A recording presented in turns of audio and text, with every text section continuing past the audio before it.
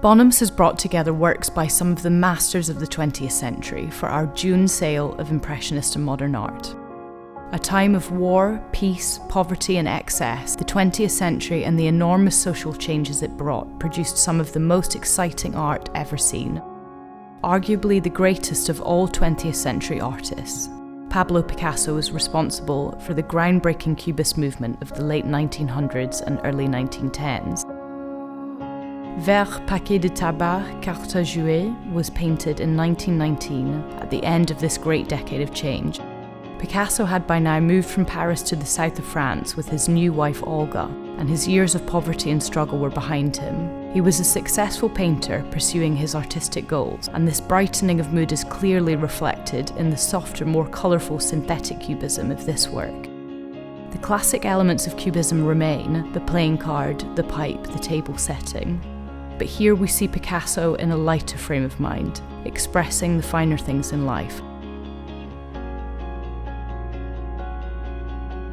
10 years later, in 1928, Max Ernst was a painter preoccupied by the obscure and the unexpected, seeing darkness in everyday objects as the threat of Nazism grew within his native Germany. Forêt Arrête depicts the great Teutonic subject of nature, the forest and the wilderness. Rather than the romantic ideal, here we see a forest made of razor blades, fish bones and jagged glass. He paints with colours of overwhelming strength and beauty, but they are not infused with sunlight, but burn with an intense, hellish brightness.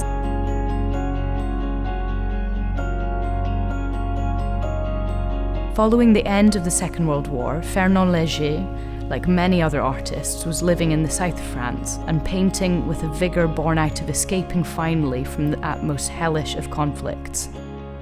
Léger dedicated much of his work from this period to the theme of rebuilding. Whether it was scenes of workers climbing scaffolding or the apparatus of construction, as in the case of La Margelle du Puy from 1949, Léger was determined to depict a France reborn. Through dazzling, saturated colours, we see a new utopia built by the hands of those who had survived the dark years of the war. Two works painted by Joan Miró in the 1970s show the Spanish painter both looking back to his formative years and ahead to the future of painting.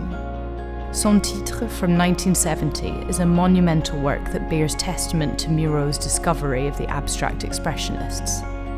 Having struggled for inspiration for a number of years, exploring printmaking and ceramics, Miró saw a show of Jackson Pollock's work in Paris that unleashed in him a boldness of discovery, resulting in a series of incredibly expressive, liberated works. In Personnage dans un paysage, painted 6 years later, we see Miró return to the dreamlike figures and stars of his earlier work. Here he has retained the boldness of colour and line discovered in his later years, whilst combining the delicacy and poetry for which he was himself so celebrated.